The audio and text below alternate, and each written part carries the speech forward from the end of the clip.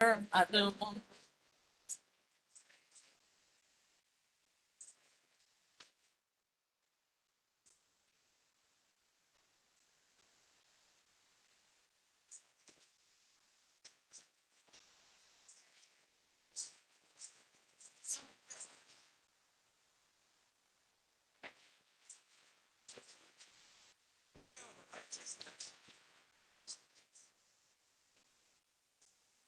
Woman in that.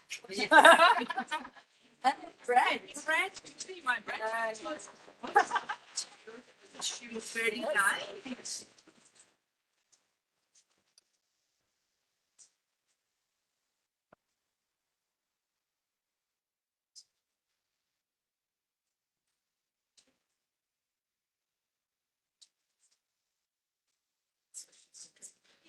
Video.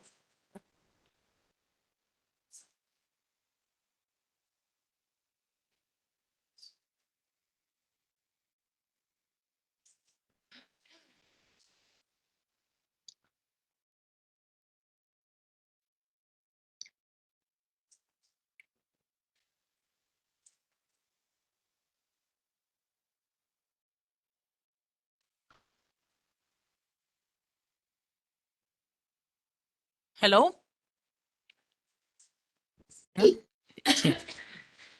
Well, good afternoon to everybody in the room. Thanks for coming to this event, to this important event for the Spanish presidency of the Council, which is entitled "Keeping Gender Equality on Top of the EU's Agenda for Sustainable Development."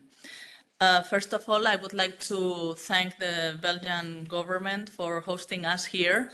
I think it's a good example for a good transition, and we are indeed working together in many issues, and we have all through our presidency. And as the Secretary of State said in the FACDEF, we hope that this collaboration goes on even after the 1st of January. So thank you very much for hosting us.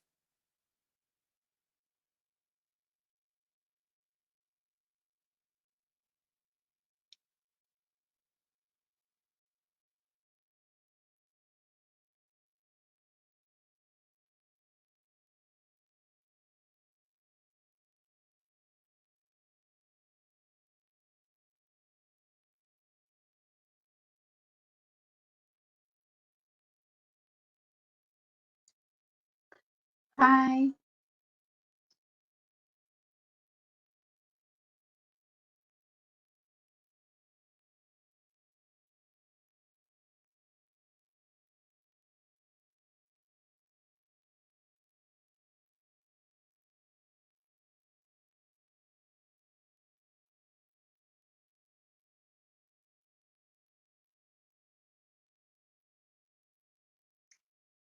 Hi, hello. Can somebody hear me? We cannot hear anything.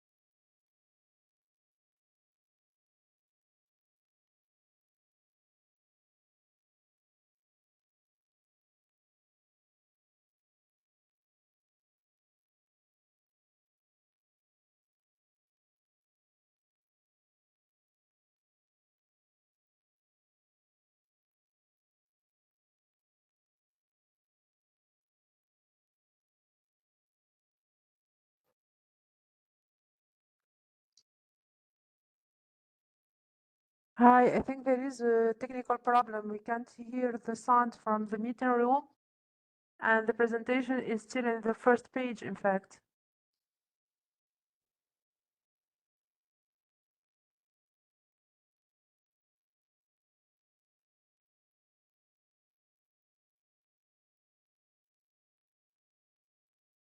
Have work ahead of us. The last 3 years have shown how much Europe can achieve when it's united, both in its political engagement and programming. So I would like to highlight 4 achievements of the last 3 years.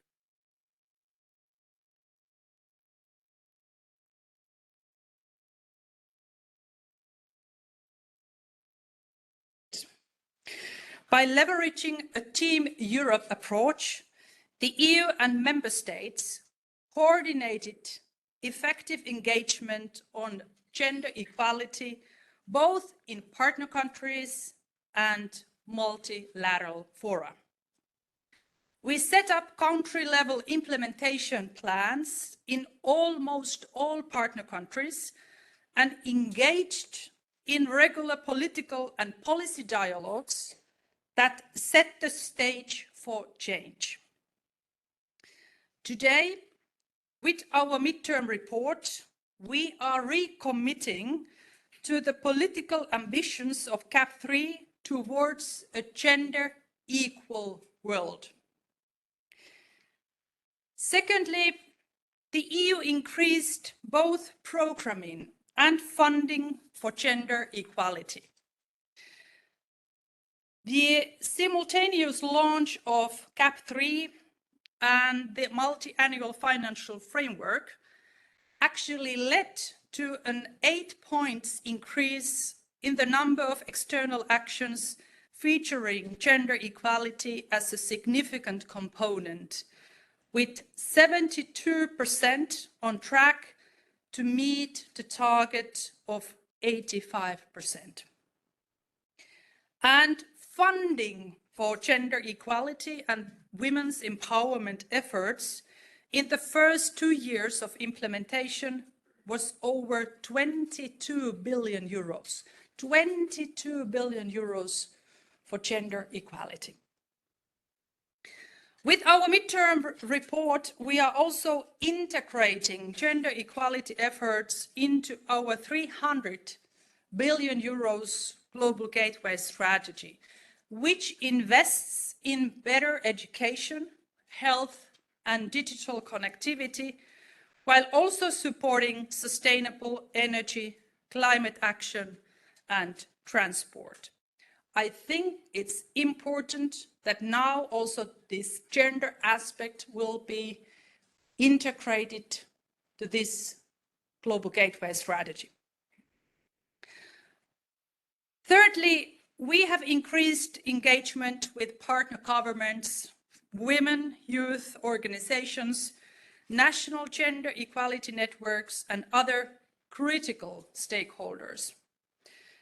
This collaborative approach with the United Nations and civil society in particular has collaborated to the success of efforts such as the Spotlight Initiative to end gender-based violence and the Women and Youth in Democracy initiative. And finally, the EU increased the credibility and accountability of its institutions by leading by example. We have fostered gender-responsive leadership, and we have actually advanced gender parity at senior and middle management levels. So, dear friends, as I said earlier, we still have work ahead of us towards a gender equal world. Despite our best efforts, the global challenges I described earlier unfortunately continue to impact women and girls disproportionately. The EU remains fully, I want to underline, fully committed to addressing them. Therefore, I'm very happy to announce the extension of our support for CAP3 through 2027. I think it's important that CAP3 actually is aligned with our multi-annual indicative program. So we have our financial framework existing until 2027. So GAP 3 is also now existing until 2027. And after that, I hope that there will be GAP 4.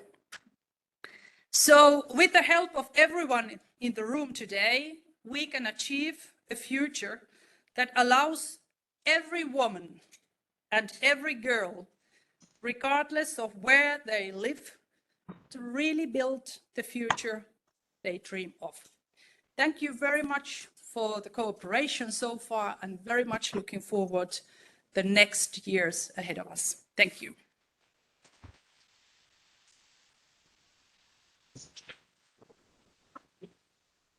Thank you, Commissioner Urpilainen, for these insightful words on the GAP 3. Please, Minister, the floor is yours. Dear Jutta, dear Pilar, dear Stefano, dear participants, first of all, I'd like to congratulate Spain with their very successful presidency. It's not over yet, but still you have some work ahead, and congratulations also to Spain's old and new Prime Minister. Congratulations with the new government. And to Jutta, we'll miss you in the upcoming months, but we wish you all the success and all the luck you need. As maybe you all are aware, gender equality and the empowerment of women and girls have been a long-standing priority for Belgium. They serve as the cornerstone for personal growth, poverty reduction, and sustainable development, a point that cannot be emphasized enough. While the EU is a strong actor in advancing gender equality across the world, achieving this goal is the shared responsibility of us all. It is a collective imperative that should go past individual efforts. That's why I would like to commend the work initiated by the Spanish presidency on gender, and more specifically on policy and economy of care. Care work is a crucial element for human well-being, as well as an essential component for a vibrant, sustainable economy with a productive labor force. Globally, girls and women bear a disproportionate share of unpaid work, contributing to gender imbalances in the distribution of care responsibilities. Addressing this issue is necessary to ensure a fair distribution of care work and combat women's economic and social disempowerment. The EU Gender Action Plan 3 and the Team Europe initiatives are also proving to be good compasses in this regard, enabling us to collaborate towards tangible objectives. The Belgian Development Cooperation aligns with the objectives and principles of GAP 3 and put a specific focus on the commitment to reach at least 85% of actions that have gender equality and women's and girls' empowerment as a significant objective or as a principal objective. Through a twin-track approach, mixing gender mainstreaming and specific actions on gender, the Belgian Development Cooperation implements several projects and programs contributing to gender equality in its different partner countries through our governmental, non-governmental, and multilateral cooperation. I strongly advocate for gender mainstreaming throughout all EU external actions, in line with GAP 3. Yes, this requires high-level political support in all EU institutions and sufficient human resources at all levels to ensure an effective implementation of GAP 3. We need to step up our game, enhance our efforts to protect and keep our hard-won gains in all our member states. Through GAP 3, the EU is committed, as Jutta said, to supporting initiatives that enhance women's access to high-quality sexual and reproductive health care, as well as protect their sexual and reproductive rights. As a She Decides champion myself, I wholeheartedly support and applaud these commitments.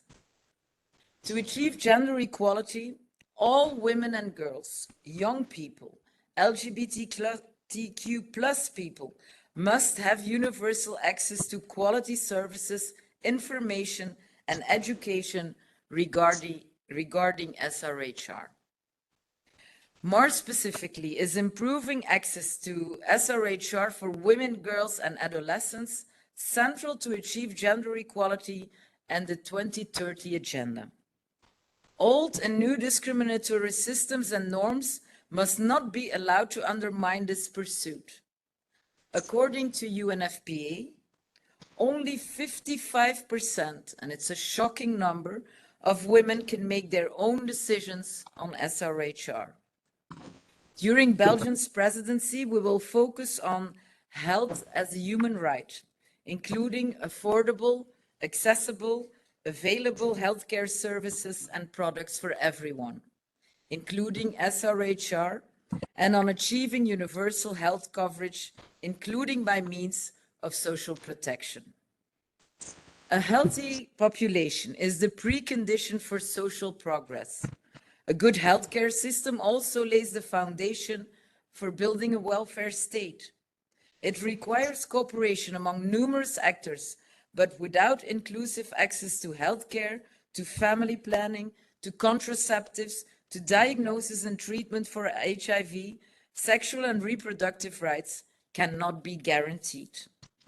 That's why, throughout our presidency, Belgium will continue to be committed to championing gender equality and universal access to sexual and reproductive health and rights. We will diligently incorporate these principles into all the events and initiatives we will organize. Thank you so much.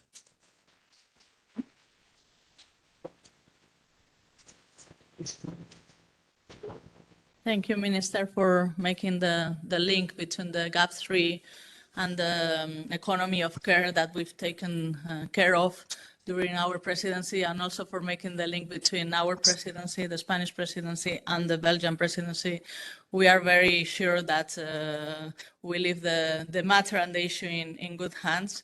We really wanted to take care of the economy of care, making the effort to revitalize SDG 5 and the target 5.4, in which we believe so much, and that COVID put in the center of our goals. So thank you very much. Please, Secretaria de Estado, Pilar, gracias.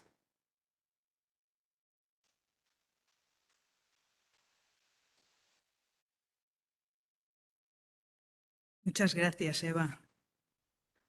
Bueno, muy buenas tardes a todos y a todas. Queridísima amiga Jutta, un gusto verte otra vez. Querida amiga Caroline, gracias por recibirnos en vuestra casa. Es un honor el poder estar aquí.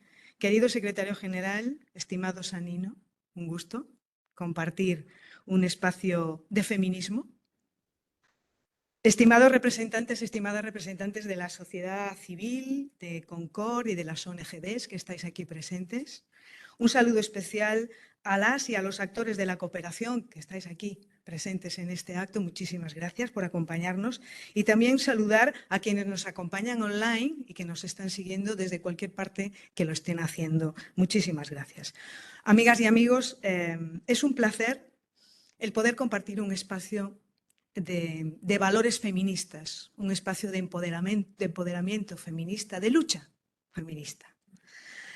Y sobre todo ahora que estamos en la recta final de nuestra presidencia de la Unión Europea, pero donde la perspectiva de género, la lucha a favor de la igualdad, con esa perspectiva integral, transversal, ha sido uno de los ejes fundamentales de nuestra presidencia. Si no hubiera sido así, España no sería España ejerciendo la presidencia, porque le faltaría una parte fundamental de lo que somos, porque al final estamos hablando de lo que somos. También estamos tremendamente satisfechos, no lo dudábamos, que también para Bélgica va a ser una de sus prioridades de su presidencia, y por tanto el poder acoger este evento aquí y el poder seguir trabajando como lo hemos hecho hasta ahora es una garantía de que la continuidad va a permanecer, es que somos Europa. ¿Cuáles son los valores de Europa si no es con una perspectiva de género y con una perspectiva feminista? Cuando nosotros asumimos la presidencia, os voy a contar un secreto porque sé que no se lo vais a contar a nadie, va a quedar aquí. Intentamos establecer un diálogo entre los 3 países que íbamos a detentar la presidencia, quien nos precedía, nosotros y quien venía a posteriori, de tal manera que pudiéramos detectar en muchos temas, pero sobre todo en género, en perspectiva de género, aquellas cuestiones que durante 1 año y medio pudieran permanecer en el tiempo con estabilidad y nos permitiera permear y hacer cambios o por lo menos hacer propuestas sólidas en ese año y medio. Bueno, pues desafortunadamente hubo algún cambio político en quien nos precedía en la presidencia. No pudimos quizás profundizar tanto como nos gustaría, pero afortunadamente contamos con Bélgica para que algunas de las cuestiones o la mayor parte de las cuestiones que hemos hablado tenga continuidad. Nosotros hemos afrontado en España el último año y medio una reforma integral de nuestro sistema de cooperación. Y la pieza clave de esa reforma ha sido una nueva ley de cooperación al desarrollo y solidaridad global, que define en su propio texto y dice que nosotros hacemos una cooperación feminista, que la cooperación al desarrollo de España es feminista, lo cual tiene sentido porque también decimos que nuestra acción exterior también es feminista. Por tanto, si la cooperación al desarrollo forma parte de la acción exterior del Estado, evidentemente tiene que tener esa mirada y tiene que tener ese impulso transformador con esa intencionalidad de que si la cooperación al desarrollo no tiene esa perspectiva, no será cooperación al desarrollo. No estaremos haciendo cooperación al desarrollo porque estamos hablando de más del 50% de la población. Y si de ese 50% de la población, al hablar de desarrollo y de vulnerabilidad, siempre son las mujeres y las niñas las que están en una situación de mayor vulnerabilidad, está claro que lo estaríamos haciendo mal. Está claro que la discriminación contra las mujeres, contra las niñas, contra las adolescentes es universal. Tiene tantísimas aristas, tiene tantísimas miradas, que creo que no hay un tema en el mundo que tenga tantas miradas diferentes para incidir en la misma cuestión, la desigualdad. La desigualdad estructural, la desigualdad ancestral, la desigualdad histórica. Y tendremos que hablar de un concepto cuando hablamos de desarrollo, y es la feminización de la pobreza, porque es otro de los grandes conceptos que debemos utilizar en desarrollo. Feminización de la pobreza, violencia contra las mujeres y las niñas en todas sus manifestaciones y, por tanto, exclusión social, injusticia social, falta de cohesión social. Todos sabemos que las conquistas de los derechos de las mujeres nunca debemos darlas por hecho. El mundo nos está demostrando todos los días que la lucha es permanente, que hay unos retrocesos brutales, que incluso se cuestiona el propio concepto de desigualdad y de desigualdad de género. Por tanto, nunca debemos cansarnos de mantenernos vivas en la lucha y activas en la lucha, porque siempre hay una tendencia, además, que cuando hay crisis económica o crisis social o crisis cultural o crisis sanitaria, siempre es el momento idóneo para hacernos retroceder en la conquista de nuestros derechos y libertades. Por tanto, la desigualdad siempre ha evolucionado con los tiempos. Y en cada tiempo tiene nombres distintos o adopta formas distintas. Unas son nuevas, como puede ser ahora la brecha digital, que es nueva, como puede ser la violencia digital, que es nueva, o la violencia política, pero al final estamos hablando de la misma violencia. Y es la violencia ejercida contra las mujeres por el mero hecho de ser mujeres. No hay otra causa, pero esa es la razón última. Por tanto, nosotros hemos focalizado en nuestra presidencia en un tema, podíamos haber escogido muchísimos temas. Lo hemos intentado focalizar en un tema que es muy importante, que en otras zonas del mundo está más desarrollado este debate, se ha trabajado mucho más, es en el caso de América Latina y Centroamérica. Queríamos también poner el foco en América Latina y Centroamérica, y es un debate sobre las políticas y la economía de los cuidados. Quisimos centrarlo porque es una de las causas de la desigualdad estructural. Y es una de las causas también donde hay un fondo también de injusticia económica y donde el desarrollo sostenible tiene que estar más presente que nunca. Por tanto, queremos poner a las mujeres en el centro de nuestras políticas de desarrollo y está claro que estábamos hablando de un trabajo o de una prestación al Estado, a lo público, que no tiene reconocimiento, que no está retribuido, que forma parte de esa economía sumergida en cualquier país del que podamos hablar y que además el Estado no está asumiendo una responsabilidad, que es la responsabilidad de los cuidados, y la asumen las mujeres desde siempre. Pero es más, ni siquiera forma parte tampoco de los PIB y no están contabilizados económicamente el valor de lo que eso supone. Según el informe de Naciones Unidas, 54% de los países no tiene leyes y tampoco tiene iniciativas para lograr la igualdad de género, lo que implica que hay una duplicación de las horas dedicadas a todo el sistema de cuidados por parte de todas las mujeres, que evidentemente no está remunerado, pero que se sigue prestando un servicio esencial en las comunidades de las que formamos parte. Por tanto, los cuidados son fuente de recursos invisibles y los análisis económicos, las tablas económicas, no las miran ni las tienen en cuenta. El 90% de las personas que ejercen los cuidados somos mujeres, en su mayoría de la economía informal, por tanto no hay retribución económica, y donde la pobreza, la dependencia y la marginalidad son notas consustanciales a ese ejercicio. Para darle visibilidad, hemos impulsado en Naciones Unidas que el 29 de octubre sea el Día Internacional de los Cuidados y del Apoyo. Pensamos que es muy importante que exista también una fecha, como tantas fechas que hay en el calendario. Lo que ocurre es que no solo son esos días, son los 365 días del año en el que debemos estar activas y reivindicando la lucha por la igualdad. Y en el ámbito europeo, creo que nuestra experiencia, humildemente, la experiencia que puede tener España, que ha sido uno de los países pioneros con legislaciones muy avanzadas en materia de género, podemos aportar también al desarrollo nuestro granito de arena. Quiero reconocer en este sentido el trabajo que desde hace años realiza la CEPAL, con un objetivo muy ambicioso, que es aspirar a la sociedad de los cuidados, ponerla en el foco, analizarla y también hacer referencia a una región que, como decía antes, es pionera. España hemos querido aprovechar esta presidencia para abordar este tema, para hablar de este tema, y después la directora general, Eva del Hoyo, después contará en el panel correspondiente un poco más sobre estas cuestiones. Carolín, voy terminando, porque si no es un tema que nos gusta y puedo llegar a cansaros y por agotamiento. Carolín, te felicito por ese compromiso y por esa continuidad. No esperaba menos. Tenemos identidad en cuanto a compromiso en muchísimos sentidos. Y es muy importante también el tema que has mencionado, que es en el acceso igualitario a la salud como un derecho humano. Al final estamos hablando de derechos humanos y la defensa de la salud y los derechos sexuales y reproductivos es una pieza fundamental. Para todo lo que planteéis, para todo lo que necesitéis, compañía, esfuerzo y refuerzo, cuenta con nosotros, que ahí estaremos. Querida Yuta, felicidades, te felicito también por los resultados del GAP 3. Y voy a terminar con una reflexión, ya que estamos hablando de tres mujeres que hemos hablado. Ahora me vas a perdonar un momento. Estamos hablando de tres mujeres, cada una en su ámbito, que estamos empoderadas. Estamos en el ejercicio político de la acción política.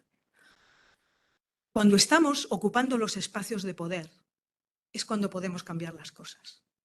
Tenemos la obligación como feministas comprometidas de cambiar las cosas. Y afortunadamente puedo decir orgullosa que lo estamos intentando y que lo hacemos cada una desde nuestro ámbito. Muchas más, como cada una de vosotras que estáis aquí, cada una en su ámbito. Los hombres, taparos los oídos un momento, no pasa nada. Nosotros hemos estado ocultas y calladas durante siglos y aquí estamos. Es necesario que intentemos que las mujeres ocupen el mayor número de los espacios posible, no porque nos estén haciendo un favor, sino porque nos pertenece. Porque por mérito y capacidad no va a ser. Así que muchísimas gracias. Es un día fantástico para poder compartir y hablar de feminismo, y que nunca pare el feminismo y que nunca sigamos luchando, porque aunque pensemos que está conquistado, nada está conquistado ni nada es para siempre. Son tiempos difíciles, pero aquí estamos. Muchas gracias.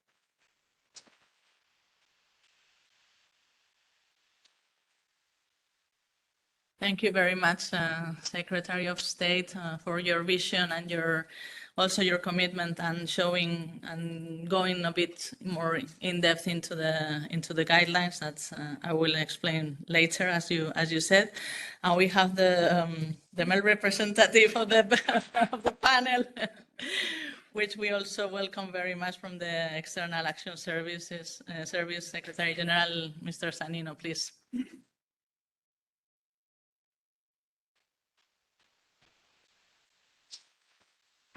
Los valientes, the brave and the bold. Thank you very much. And dear Commissioner, dear Minister, dear Secretary of State, thanks for inviting me, actually. I mean, it's the, also my boss is a man. I mean, so it's, that does not make too much of a difference.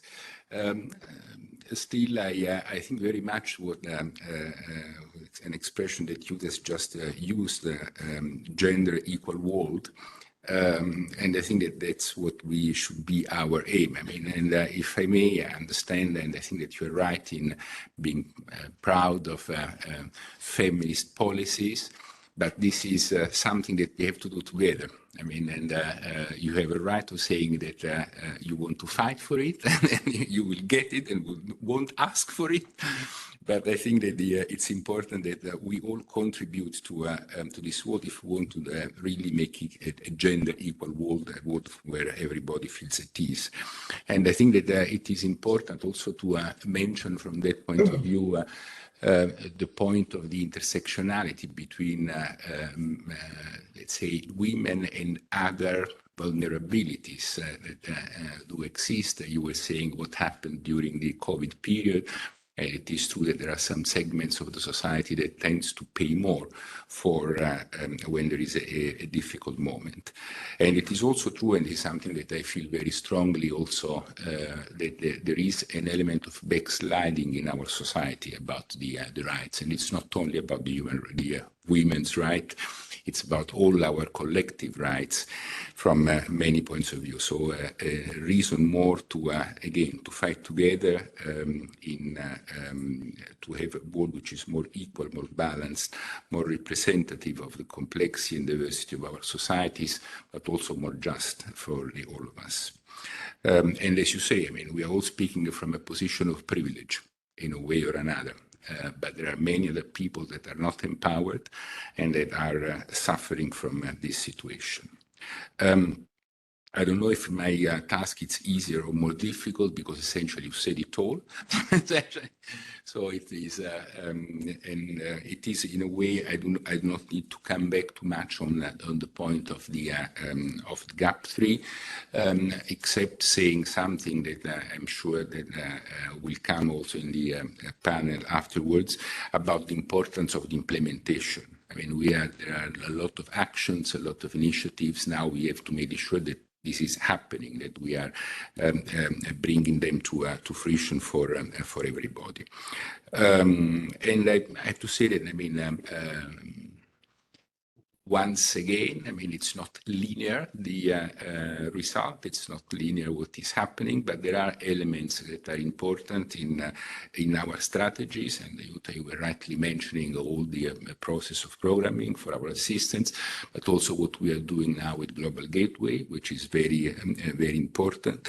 And also what we are doing, for example, in a sector which is complicated and not easy, like the strategic compass for security and defense, which is an area where we need to do a lot of work, in spite of the fact that there are many women ministers for defense, but still a long way to go if we want to achieve the results of real parity. I think that we have made also some progress when it comes to the Council conclusions. There again, it's not always easy, and I can tell you that there is a sort of constant debate within us, within the 27, but also internally in our own structures on how to do it, how to make sure that we are not going back, when it comes to gender, when it comes to parity, when it comes to inclusion, but at the same time, how to make sure that this is not just a word and it's more, and there is a real policy behind. As I said, I think that it's important to make sure that this is a collective effort, and it's what I'm trying to do also in my own organization. I have referred to the gender responsive leadership. I think that this is a key point, a key concept, because it has to be also a top-down. I mean, and if it's not like this, we will never manage to get where we want to get, as you were rightly saying. It's the empowerment that is allowing us to change things, and if we have to use this power in order to make it happen.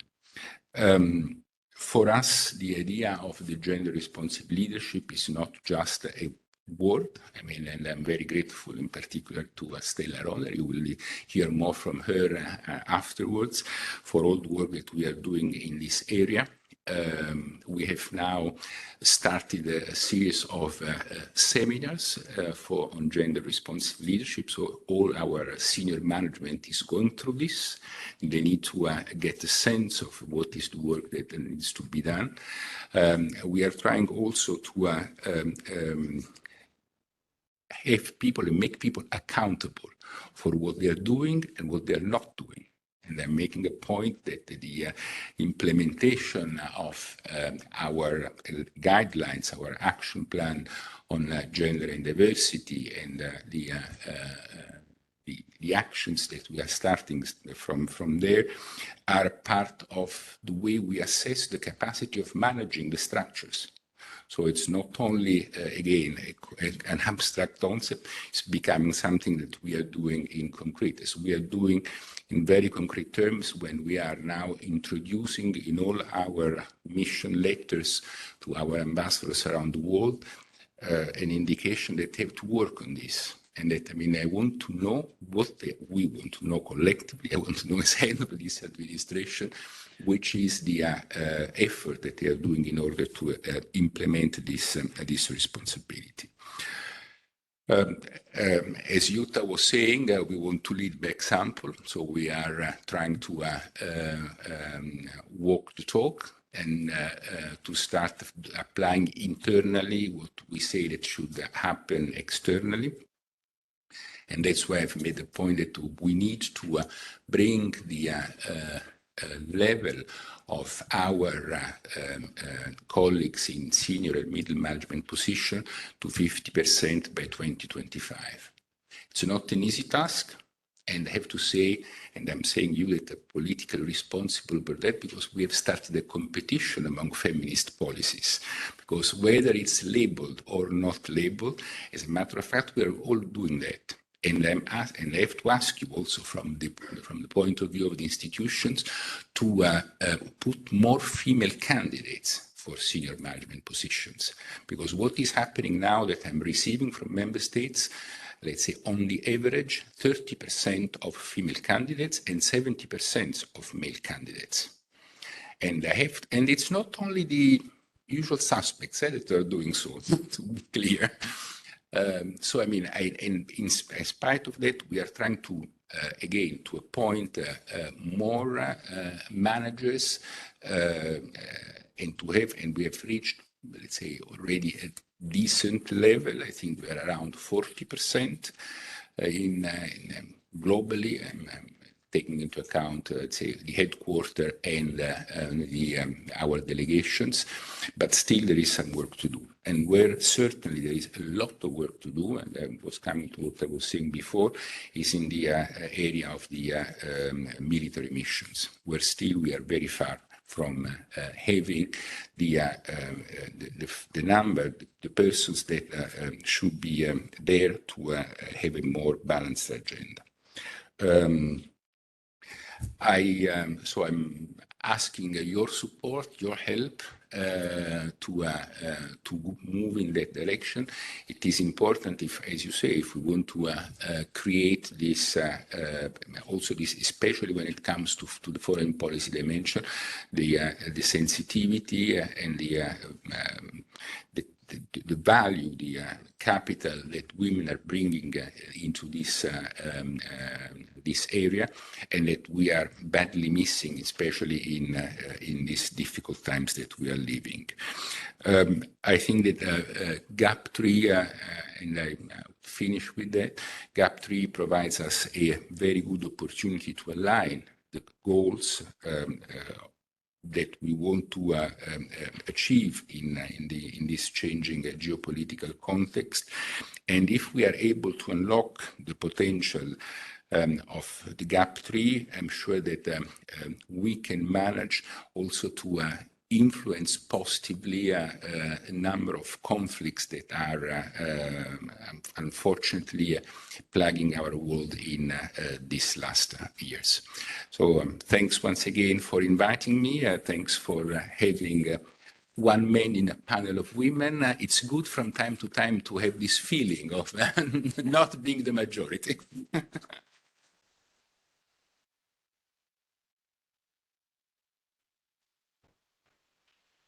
Thank you, Mr. Secretary General, and also for showing us how to walk the talk and how you are doing from the EU perspective. Let me now move to the next session and to have the civil society's perspective, which is also always so important, and that always anchors us to the field and to the countries where are the people that we work for. So let me introduce you to Mrs. Céline Mias. She's the Concord Vice President and the Director of Care International Belgium, who will talk about why all these efforts that we are talking from the political side matter, and where are we with gender equality in developing countries, the perspectives from the civil society. Thank you, Céline. The floor is yours.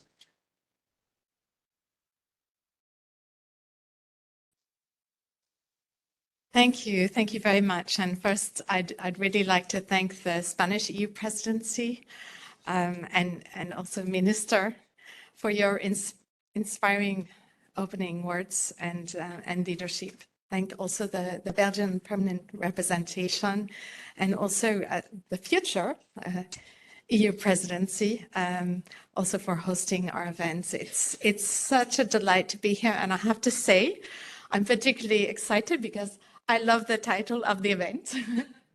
This is exactly what we're trying to do. So thank you for that. Before I get into the meat of the topic, I would like to really stress the work and efforts of millions of women and civil society organizations, women's rights organizations, feminist movements in the world. They really must be recognized, and I'd like to celebrate them also in our discussions today, because they're really the ones that are on the forefront of meeting the needs in conflicts and crises, and are also the targets of so much of the backlash against gender equality. They're supporting each other, supporting other women, girls, but also men and boys in their communities. And I think all of us here are very aware that in recent years we've seen an increase in crises, but also in this backlash. So just wanted to mention that. Now to get to the topic that I've been asked to address. First to say, as civil society, so my organization, Care International and Concord Europe, who I'm representing today in my capacity as Vice President, we have undertaken to ensure that the EU and member states really commit to and take a leading role in advancing gender equality globally. And so really keeping gender equality on the EU's agenda for sustainable development. And we do this both in terms of policy and practice. And these efforts really matter for two reasons. Well, we've heard actually already some of them, but I just want to stress again that the world is really far from realizing far from achieving gender equality and realizing women's and girls' rights.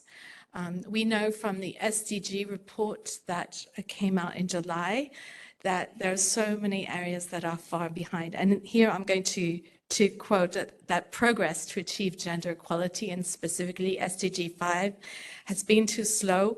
At the current rate, it will take an estimated 300 years to end child marriage, 286 years to close the gaps in legal representation and discriminatory laws, and 140 years for women to be represented equally in positions of power and leadership in the workplace. So we really still have a lot to do, and that's why it's so important that we continue these efforts. But also, I'll touch on something that's already been mentioned, that gender inequality is the main and underlying cause of many other inequalities. It's a key driver in poverty, as well as one of the most widespread forms of injustice. And it's really a human rights issue, but also has negative implications on pretty much every policy area, development, economic performance, food insecurity, health, climate, you name it. Gender equality affects us all, and gender inequality affects us all, and gender equality should matter to us all. So that's why this is so very important to us. Now I want to turn to the Gender Action Plan 3. We've heard quite a bit about it already, but just to provide a few perspectives from civil society. When the Gender Action Plan was adopted back in 2020, as civil society, we really welcomed it as really a key enabler to achieving gender equality globally. And it's a sign of EU leadership and intent to this end. It's really important. And as some of you may have heard me say before, been working on this for a very long time, and Gender Action Plan 3, the third iteration of the EU's Gender Action Plan, was a real step forward for the EU. At the time that the Gender Action Plan 3 was adopted, though, we did point to two areas that required more attention. One being more efforts required really at the level of EU implementation in partner countries. And we also highlighted the importance of the EU member state leadership and engagement to support the leadership that has been taken by the European Commission, which itself has been commendable. In terms of the gender equality in partner countries and that issue, again, we've heard it already in the opening speeches, but we've seen a lot of progress in terms of the EU's action on gender equality and approach to integrating gender equality in programming at country level as well, through the multi-annual indicative programs, but also importantly, the CLIPS, the country level implementation plans.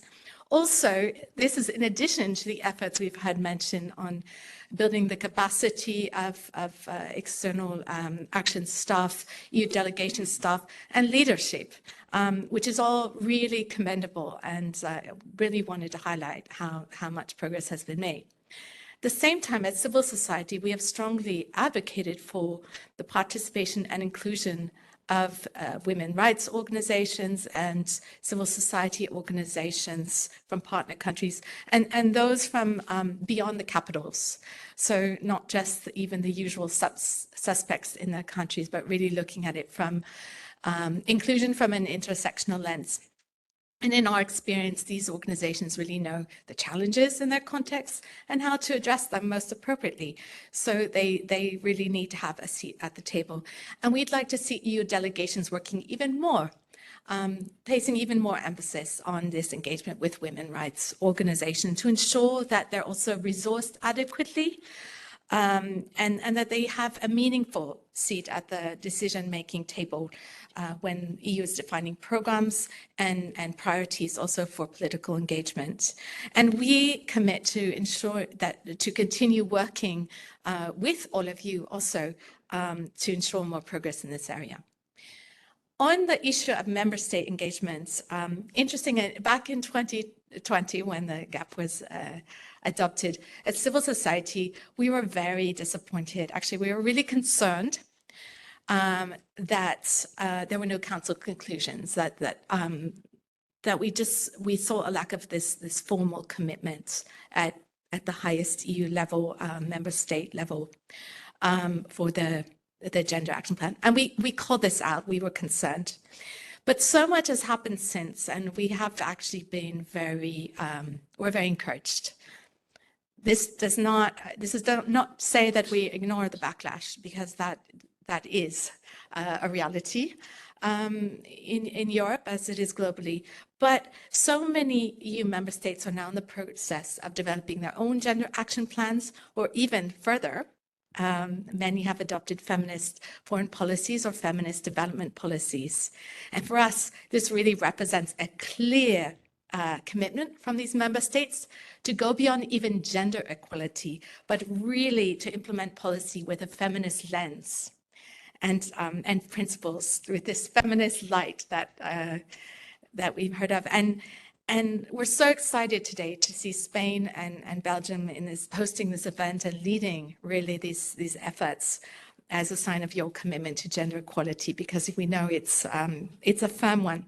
But for us, these examples coming from member states that are really at the forefront, they should be reflected at EU level, and the work should be championed by the champion member states, such as around the feminist development policies, really represent opportunities for us to take that dialogue to the EU level, and that's something we very much would like to see. Now, just on the midterm report, for the GAP 3 that was released yesterday. It's a great opportunity to assess the implementation of the Gender Action Plan 3. And as civil society, we're currently analyzing it. We will be sharing that with you all, share our reactions in some time. We haven't had time to fully absorb, but I did want to say we're really pleased to see the EU recommitting itself to the Gender Action Plan 3 as the political and operational roadmap for achieving gender equality, but also really pleased about the extension to 2027. I mean, that's fantastic, both to better align it with the programming cycle, which is fantastic, but also we see it as an opportunity to really ensure continuity and focus. I mean, we're not going to be distracted by having to quickly develop a new gender action plan. Now we can really continue this drive towards implementation, which, where we're seeing already some results. We also think there are a few more areas to focus on, and just to really highlight a few. We saw the highlight and welcome that the EU recognizes that we haven't yet reached the 5% allocation of funding to gender targeted actions. We're at 3.7% in 2022, I believe. As civil society, we're actually calling for 20% of funding to go to gender targeted actions. We do believe that more ambition is needed in this area. It's our role to kind of push the envelope, and we know that there's work to be done, but we do applaud the recognition of that. And then just the continued focus on strategic partnership with women's rights organizations. We'd really like to see a greater focus on the quality of that engagement and not just on the quantity.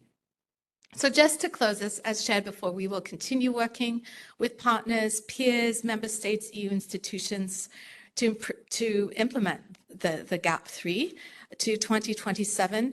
Would like to highlight a point that was raised by a few of the speakers, that we'd actually also really encourage the EU to be looking at implementing the GAP 3 in all foreign policy areas. So this was referred to, for example, the weaknesses we're seeing in terms of equality in the defense area, but across really taking a gender responsive, if possible, gender transformative lens to foreign policy, foreign trade, international trade, climate and humanitarian action, etc. So we really call on all of us, to join in these efforts and to engage all actors, including especially the feminist movements who play such a key role. And huge thanks. Voilà.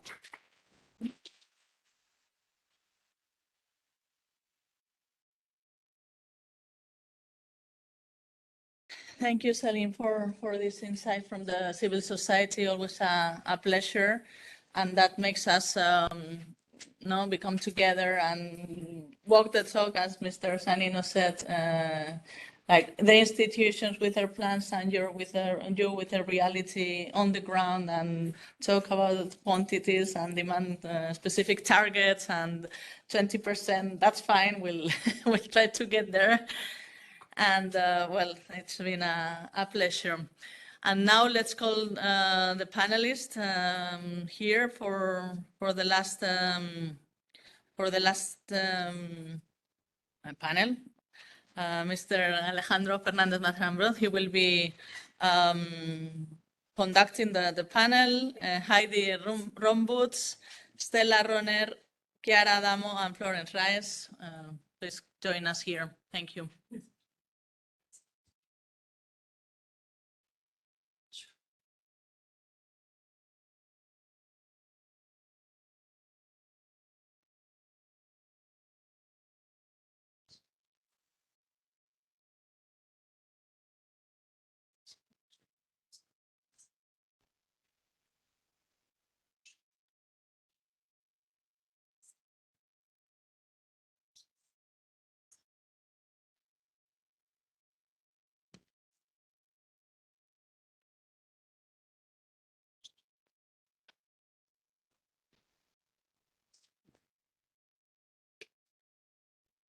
So we can move a little bit more here. That is fine.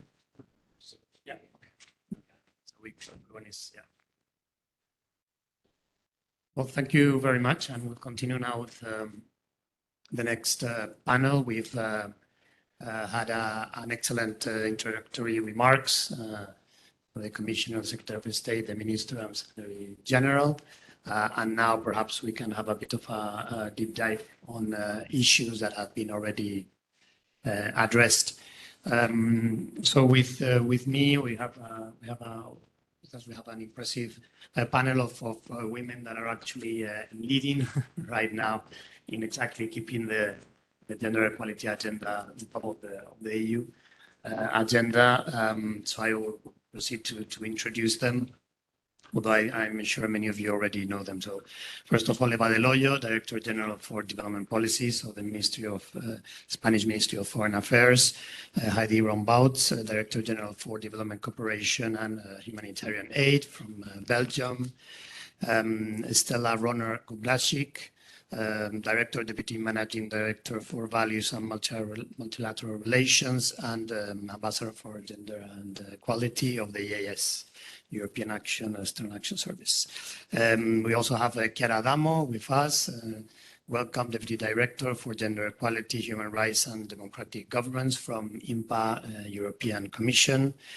Florence Reyes from UN Women. She's the Director of the Brussels office, and Celine Mia already has been introduced. So we are a bit late on time. So we had thought perhaps of having some guiding questions, but if that is fine with you, perhaps because we have I'm sure a lot of interest from the room, and we also have more than 100 participants online. Perhaps we can, I would, if that is fine, perhaps give a short introduction to Eva so you can explain a bit the guidelines, of which we have an initial copy on top of your seats, and a longer document is being elaborated together with gender experts and being in the structured dialogues, etc., CODEV. So that will come up at the end of our presidency in the EU development directors. So perhaps we can do like that, just very shortly, Eva, if that is fine.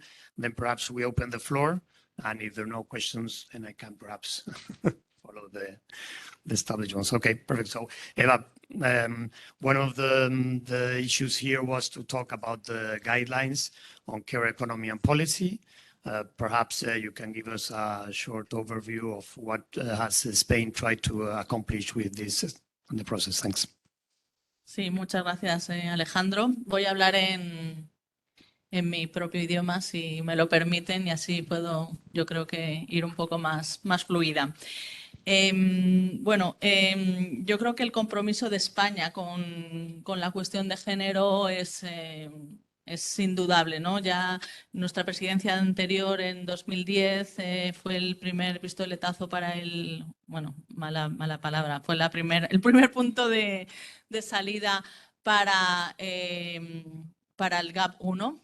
Desde ahí hemos tenido también evaluaciones del GAP, hemos tenido GAP 2, GAP 3. El GAP 2 surgió de la evaluación que se hizo a Países Bajos y a España con lecciones aprendidas. Se abrió más la perspectiva, ¿no?, de género, no solo en cooperación y en la ayuda humanitaria, sino en la política y en la acción exterior. Creemos que hemos avanzado mucho en ese sentido. Por ejemplo, en España hemos tenido la primera política feminista exterior en 2021. Y cuando nos llegó la hora de la presidencia, ¿no?, podíamos haber seguido la misma línea, pero también yo creo que COVID nos marcó profundamente, y sobre todo desde el punto de vista de género, ¿no?, y de ver cuáles eran los problemas reales también que estábamos de los que éramos testigos, y también la guerra, ¿no? Y entonces, en ese sentido, yo creo que hicimos la intención de ir un paso más allá, trabajar estas directrices desde el punto de vista más, digamos, desde la base por ahora, ¿no?, para ver qué nos encontrábamos y materializarlo, ¿no?, en estas directrices de política y economía de los cuidados, que es un trabajo ya muy concreto del ODS 5, de la meta 5.4, como venía diciendo antes. El ODS 5, en el que España estuvo en 2013 y 2014 muy implicada para todas las metas para el diseño del empoderamiento de las mujeres, y bueno, yo creo que estamos concretando, ¿no?, en estas directrices. En este contexto también de debate internacional, ¿no?, y de impulso, hemos participado, como ha dicho la secretaria de antes, en la aprobación de dos relevantes resoluciones en Naciones Unidas. Una que nombra el Día Internacional de los Cuidados, el 29 de octubre, y otra el pasado 11 de octubre del Consejo de Derechos Humanos, sobre la centralidad de los cuidados y el apoyo desde los derechos humanos. Estas directrices van dirigidas a los socios de desarrollo y se han hecho con los socios de desarrollo. Nos hemos fijado muchísimo en, si bien no estaban como formalizadas, sí que se ha hecho muchísimo trabajo, en concreto en Latinoamérica, y hemos intentado darle ese carácter de formalidad, y este producto es el primer trabajo en ese sentido, y ofrecen un mapa de opciones en el que cada actor, ¿no?, puede adoptar según su contexto de priorización local, nacional, de los distintos sectores, empresas, programas concretos o como cambios hacia una sociedad de los cuidados, ¿no? Ofrecen como distintos menús y distintas formaciones. Han sido presentadas y consultadas en el grupo de expertas de género y desarrollo de la UE, en el Consejo de Cooperación de España también como producto, a ver qué les parecía, y este espacio creíamos que era estupendo para su lanzamiento. No queríamos, ya sabemos que estamos al final de nuestra presidencia, pero no queríamos dejar pasar la ocasión de hacer un evento y presentarlas realmente para que quedase este trabajo por nuestra parte. Plantean el cuidado y el articulado en tres dimensiones: como un trabajo, como una necesidad y también como un derecho de ser cuidado, de cuidar y del autocuidado. O sea, que son, yo creo, que una forma muy integral de contemplarlo. Proponen 10 transformaciones que pueden ser facilitadas por las 10 directrices correspondientes y se centran principalmente en la coherencia normativa al nivel internacional y nacional, local, y enfoques adecuados para aplicar los cuidados, el refuerzo de la coordinación entre sectores, reforzando el vínculo con la igualdad de género, la mejora de la gobernanza y los procesos participativos, elementos de mejora en la gestión, tanto de capacidades como de adaptación de infraestructuras de cuidados y tecnologías adaptadas, mejora de los sistemas estadísticos con análisis de género y diversidad cultural, análisis de aprendizajes para la gestión del conocimiento y la comunicación que promueva cambios culturales y sociales y que pongan los cuidados en el centro.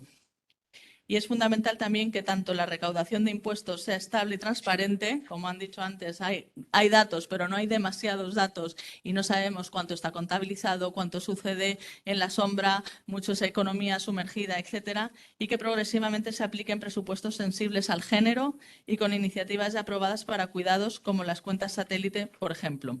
La pandemia puso, como ya he mencionado antes, más en evidencia lo que muchos ya sabíamos, o muchas ya sabíamos, ¿no? Que los cuidados recaen mayoritariamente sobre la salud, el tiempo y la vida de las mujeres en todo el mundo, como un trabajo mal o nada pagado y mayoritariamente presente en la economía informal o en la invisibilidad asociada al género, cuando en realidad es un pilar clave de la sostenibilidad de la vida en todas sus dimensiones y de la economía y de la política y del empoderamiento para ir hacia un mundo global igual en género. Yo creo que esto da una visión en general de lo que son lo que hemos intentado plasmar en este documento, y esperamos que de aquí en adelante se pueda perfeccionar, mejorar, y creemos que es un tema tan global que era imposible que no todo el mundo estuviese implicado y que lo considerase parte de su propia agenda.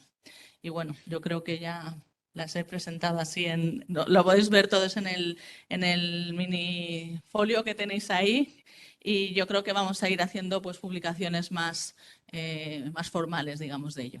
Gracias. Many thanks, Eva. And well, perhaps because a key issue on the guidelines is the participatory approach, perhaps we can already open the floor to questions, and perhaps you can intervene and respond as you wish. I think all of you will have very insightful comments. So I don't know if we have already comments, questions. The only thing I would ask perhaps also with the online participants is to keep the questions short, so more people can intervene. So please, if not, I will break the ice, but very glad if someone wants to take the floor.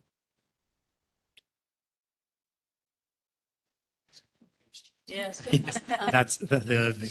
The other way around. So perhaps... if that's okay. Yeah. Hi, Rosie from the Cooperación Foundation. And thank you so much, all of you, for the interventions today. It's really great to be in such a brilliant feminist room. I know many of you, and I think the work we're all doing collectively is really, really important. I was really happy to hear about the redoubling of efforts on the political side of implementation of GAP3, and just wanted to raise a couple of questions or points from the perspective of women's civil society organizations. The first one being, I know we've talked about this before, but the importance of actually funding local women-led and feminist civil society organizations and just how key that is. Currently, it's around 1% of a global ODA goes to those organizations, and we know that those are the organizations who are the real experts in really doing that frontline work for feminist issues in countries around the world. And I was just wondering if you had any thoughts on that. The second one was on the political side of work on things like women, peace and security, on the fundamental rights of women and queer people around the world.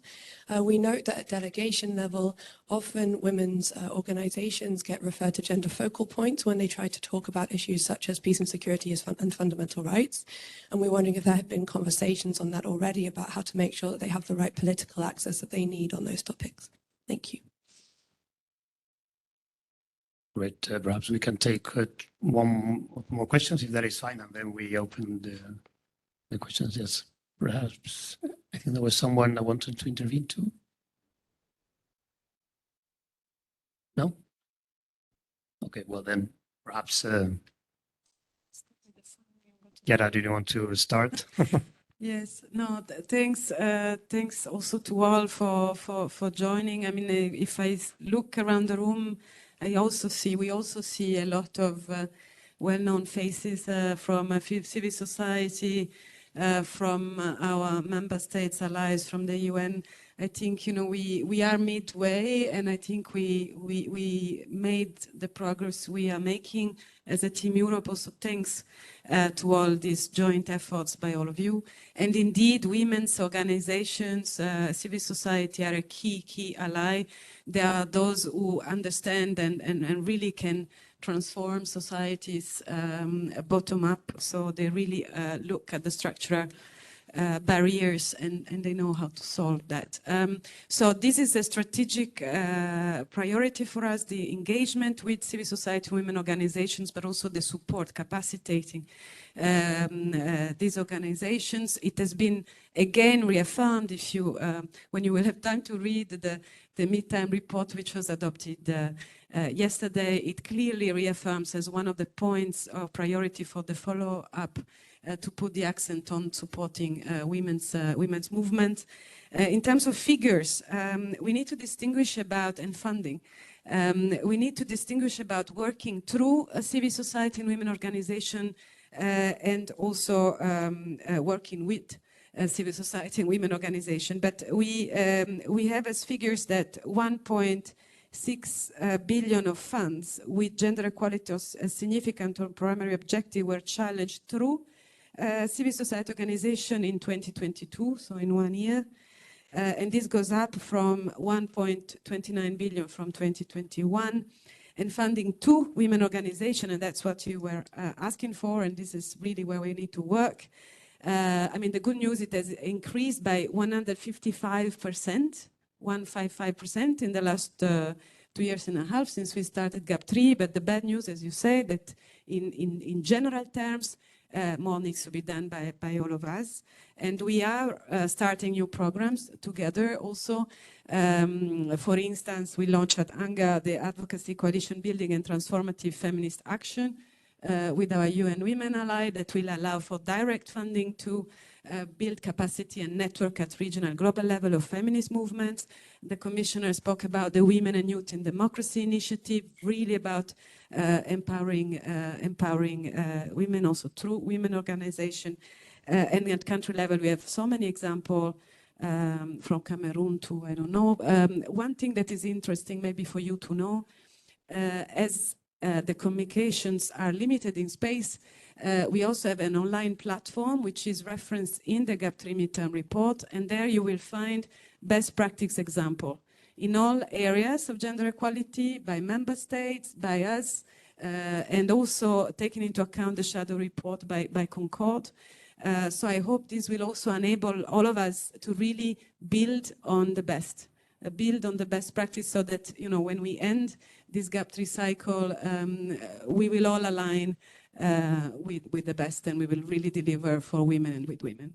And on delegations, Stella, I'm sure you are making... Yeah, thank you for the question on the Women, Peace and Security agenda. I would like to take it in a bit more broader sense than just the delegations. First of all, as you know, and since we have cooperation with Quina Tel Quina, you know it very well. It's obviously, these are commitments that exist already for quite some time. So the question indeed does raise, why is it so hard to do this? And I think the answer to that question takes us back to some of the introductory words that our Secretary General has just mentioned. And it really comes down to, we need to do better when it comes to integrating these commitments in our day-to-day foreign policy and security and defense work. Why is it so hard? I think it is hard because we, first of all, need indeed to mainstream the importance of these commitments. And still, one of the realizations I would say that we have from the midterm report is that apparently we need to do even more when it comes to making known what really GAP3 entails, what it means for all our organization, including very much the delegations. There is certainly something to be had there. But secondly, it's also the issue of the gender responsive leadership that was touched upon in the introductions. We need to make sure not only that the issue and the importance of WPS, of gender equality, of diversity, non-discrimination is being led from the top, because I am personally very much convinced that it has to come from the top. But we also, of course, need to make sure that it then is being, it's being shared wider in the organization, going from senior management to the director's level and onwards, until every single person in our organization that needs to be aware, because it is a shared responsibility, and it is certainly, as I often say, not only the responsibility of an ambassador for gender and diversity. I would add to that the women, peace and security commitments, as I sometimes say, are especially hard when they go against the policy that has been set out. This means that sometimes we are confronted with dilemmas. We have a foreign policy that focuses on how to deal with trade issues, with the importance of energy in our relations with partner countries, or other concerns that matter a lot to the EU. And then we also have the importance of including women. And these do not always align.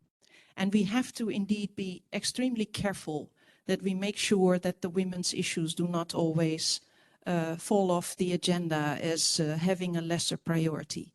These dilemmas were, interestingly enough, an important discussion during the most recent EU ambassadors conference that we had just 2 weeks ago. So we had about 150 EU ambassadors discussing precisely this kind of dilemmas. And it was, I think, a very insightful way to show ambassadors, the heads of our delegations, that whenever they come across these dilemmas, at least they must be aware of that it is a dilemma and that it is not an automaticity to say, okay, the trade agreement or the energy deal is of prime importance and therefore it takes priority. But it's not an easy thing, and as I think our discussions have also shown, there are different ways of doing it, but at least it requires awareness, and that is something we're working on very much. I think I will leave it there, but I can talk about this for at least another hour. Thank you very much. Yes, Chiara and Ambassador. Perhaps moving to something that I'm sure interests a lot also here is the next steps by the incoming presidency. So, Director, perhaps we have your minister and our Secretary of State have said we've done excellent work with you in ensuring that the priority on gender goes further than only 6 months. And perhaps I would like to ask you if you can explain a little bit what are your thoughts. I'm particularly interested in sexual and reproductive rights, together with care, together with gender.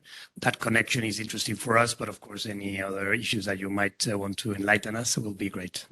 Thank you very much, and happy indeed to share that.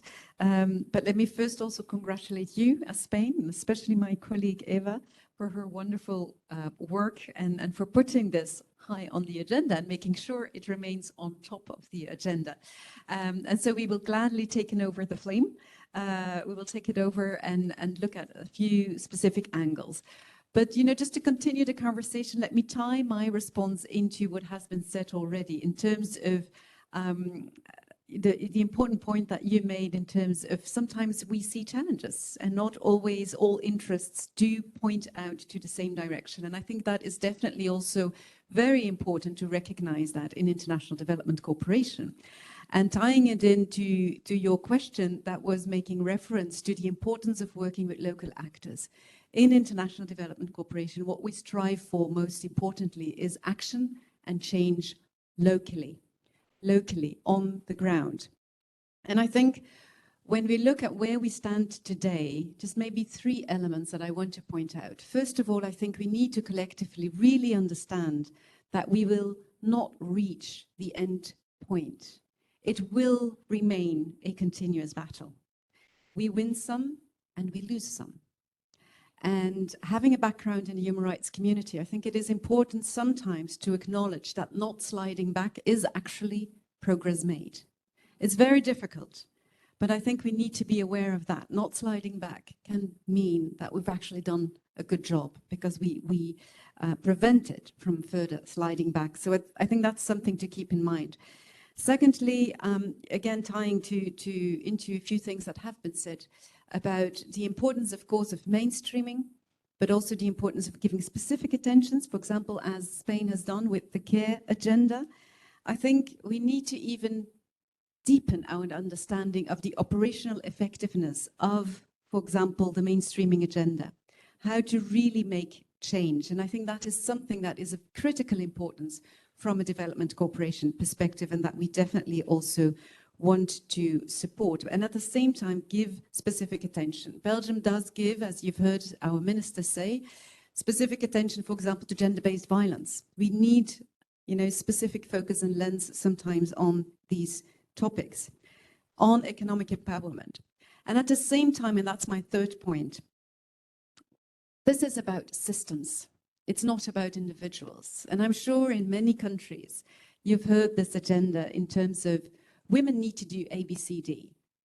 The whole gender thing, it's a system challenge. It is not an individual responsibility of us as women. It is about changing the systems. And when you look at the care agenda, you actually see how ingrained inequality is within the system. Of about 650 million care workers, more than 600 million are women. This is a structural challenge. And the same goes for SRHR. And this is a topic that we will pull high during our presidency. Access to sexual reproductive health rights. If we don't ensure equal access, we have down the road a whole systematic consequences. They have economic implications. If girls carry children that they have not chosen for, it will have an impact on their learning potential. It will have an impact on their income potential. One additional year in school for a girl means that they have, on average, 10% more earning capacity. And so we need to think of this as a system. We will put the health agenda high on our agenda, of which, of course, SRHR is a critical part, but also equal access to other medical products. And how do we make sure that these communities actually do have equal access? How do we make sure that women become full part of the ecosystem of health, in which it's not only caretakers, it's not only medical personnel, but we also talk about production, local production of medical products. How do we ensure that women also become part of that, not only down the line, but all the way from the top down the line?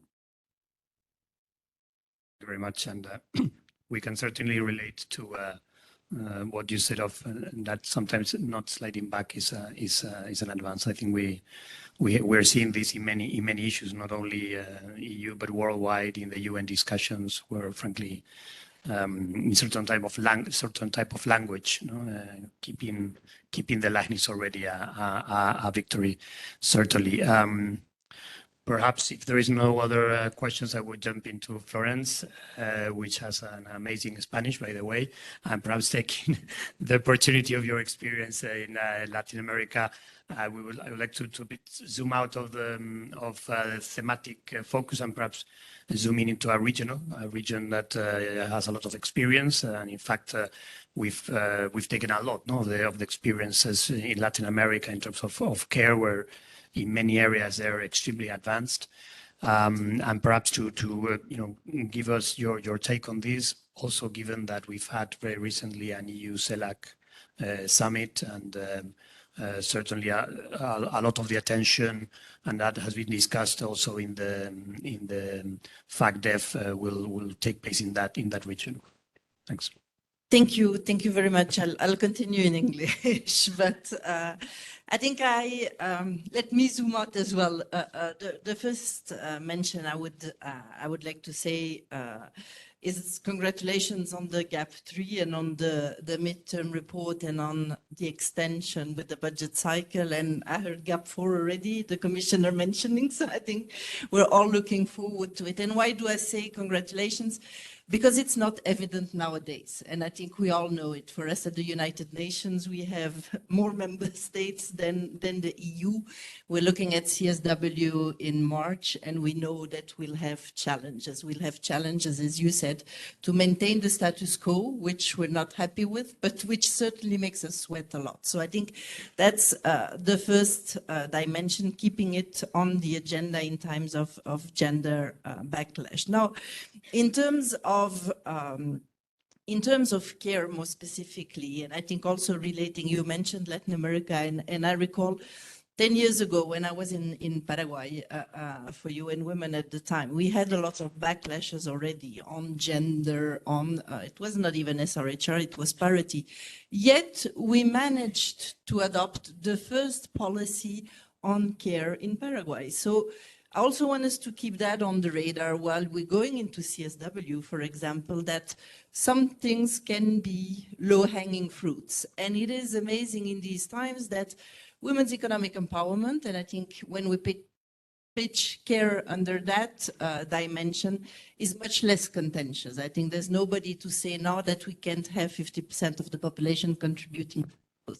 And the numbers we have on care with the analysis that has been done is that, of course, by redistributing care, by, I mean, it's the famous 5R approach. I don't know if everybody's familiar, but it's recognizing, redistributing.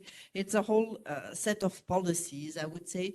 You don't just create employment, not only for women, because you make it attractive for men as well, but you actually contribute to growth. So we keep thinking we make economies, but these are fake economies by not paying women, in this case, for the invisible contribution. And COVID has highlighted it quite a bit. Now, I think if we bind those two dimensions precisely, the more normative and policy dimension, we are looking at a region in Latin America that's really on the forefront of the adoption of care policies. I mentioned Paraguay 10 years ago, and we now have, since the Buenos Aires commitment last year, we have 26 countries in Latin America who've signed up for care policies. That is actually by the intention being increasing public investment in care policies, infrastructure, to guarantee universal access to affordable and quality care services. But basically, what are we looking at beyond the policy? We're looking at a new development model, and UN Women has been working on it very closely with CEPAL, in this case, of course, because it does require for us to look differently at economic development policy. And I think there's a clear link between EU funding, for instance, for economic development programs and what, the investment of those countries in Latin America is in terms of their own budget. That's to say, to harmonize that, to boost care. Now, of course, I think since last year, particularly when the care strategy was adopted by the EU, when the Buenos Aires commitment was adopted at the 15th Conference of Women in Latin America and the Caribbean, there's really mutually reinforcing opportunities, I think, between the EU and Latin America on both. As I mentioned, we are now working at the technical level, technical assistance with no less than 11 countries in Latin America. Several of them have adopted, if not the total package on, let's say, adopting transformative care economies, at least have done the costing study. And I mentioned, I think in Argentina, our latest figures shows, this is what I wanted to mention, that if we look at investing in the care economy as a public good, basically, we would generate 600,000 jobs in education, 450,000 in healthcare, and more than 780,000 in long-term care by 2030. So when we look again, I come back to CSW and the topics for next year, which is basically poverty, female poverty, but beyond female poverty, looking at funding investment.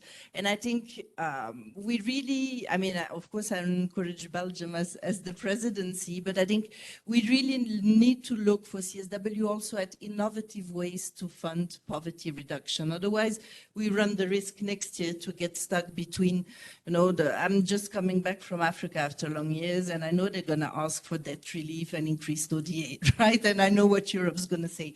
But we have all those other alternative investment, impact investment, blending, I mean, like I just said, care systems, which really make economies of scale and do not need necessarily increased ODA for us to match it.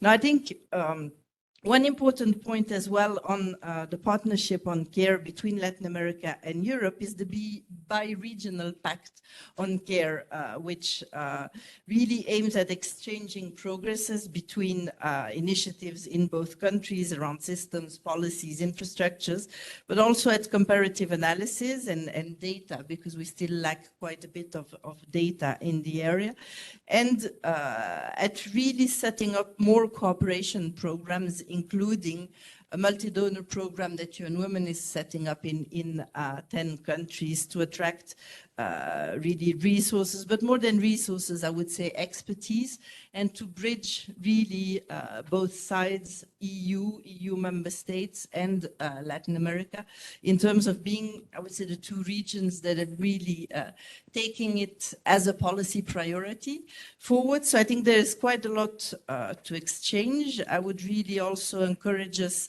to work closely together to have care high on the next CSW agenda, because I think it is not just a problem, it's going to be one of the solutions, I think, to financing poverty reduction. So I'll stop there for now, I think, because time is running. Thank you.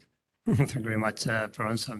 Thank you very much. And in fact, one of the questions in the chat was about the bi-regional issues. So I think you've tackled that too. We're running quite late, and jumping into the closing of the director and my boss. So perhaps I'll give very quickly if Celine, you would like to close a bit. Many issues have been tackled, so whichever you want to tackle, that would be fine. Okay, thank you. Really want to thank again Spain for the leadership on the care economy, and also Belgium for the leadership that is coming on SRHR and health. It's just so very critical. These are gender justice issues. Care is certainly a women's economic justice issue, and we're also, of course, I've already mentioned how grateful we are for the leadership of the EU, the Commission, also EAS. It's just so important that we're working together on them. And I wanted to highlight on care, because I really hope that the work that you've been leading on care, we don't only talk about it now and then your presidency ends and then we forget. We do really need to continue this work, and we think that there needs to be much more investment, collective investment at EU level in women's economic empowerment and the care economy. I actually wanted to, I'm not sure I entirely agree with you about the private sector. I do think we need to bring private sector into the development sector, but on care, and maybe you can convince me, not now, but later. We actually see the need for an increased investment in ODA allocated to care and budget supports in the poorest countries. There are just so many areas that can make such a difference in terms of investing in childcare, care for the older people, care for people living with disabilities, but also increased public funding for universal healthcare and universal social protection. I mean, these are all parts of the picture, and they're really essential. But obviously, if there are innovative ways to do it, then by all means, as long as we can really make sure that that investment gets where it needs to go. And maybe one last point also to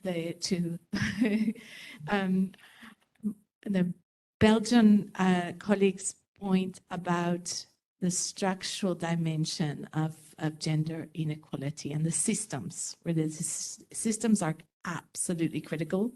So I think it's really exciting that you're investing there. But I also wanted to remind that we also need to be looking at social norms, because and that's maybe at more of a micro level. So I think it's so complementary what you're doing, because we really need those investments, but we can't forget also working with the social norms, which are actually they're so very difficult to address, but they will then complement, because if the systems are there, the social norms will actually help to ensure that women can actually access them, those services and work within the systems. Thank you so much.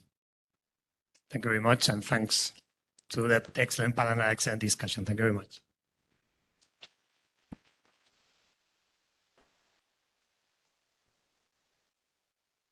So we will go to closing remarks by Eva and Heidi. Thank you.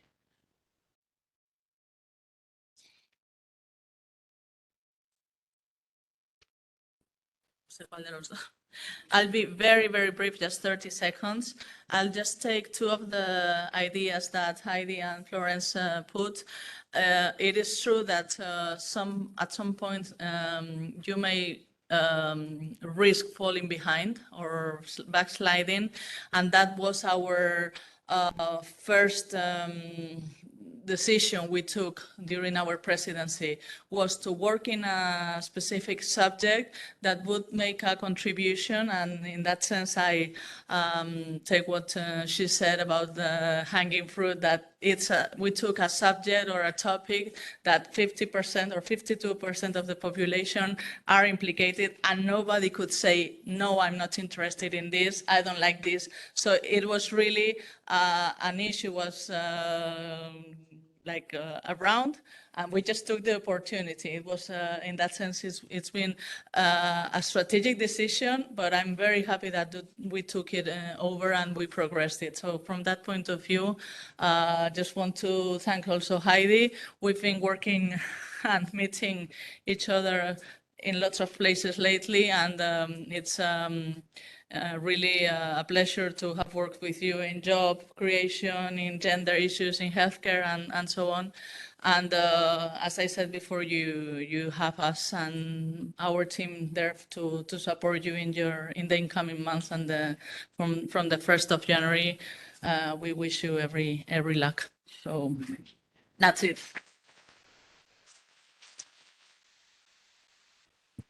Thank you so much, Eva. And this really actually feels like an informal handover with all the pressure that comes with it. So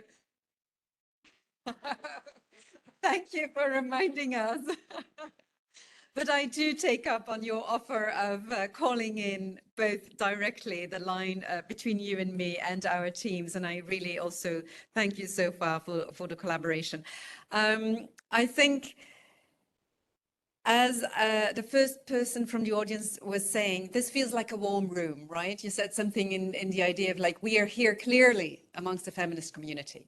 And so this feels good, and that is good. We need to feel that support, but let's not forget about that community that is out there. It's rainy and it's windy and it's dark outside. We need to strengthen each other, I think. And I think that's the difference between bonding and bridging. This is very much of bonding, we need it, but the real work is in the bridging.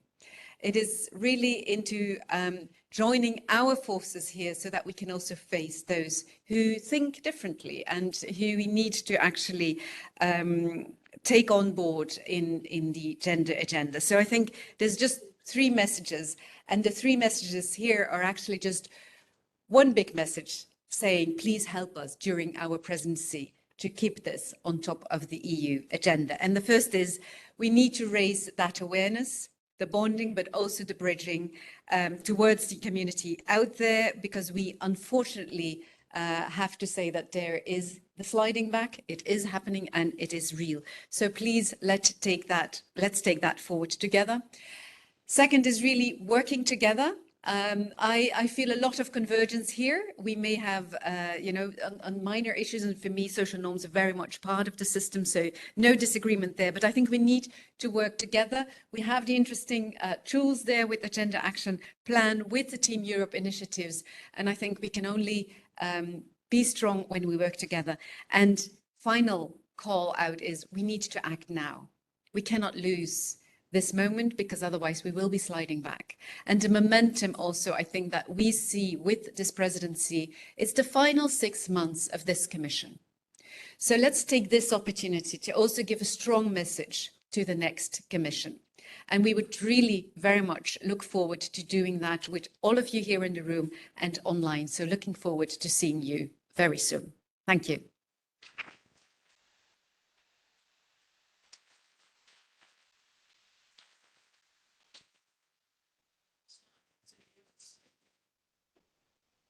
See you soon.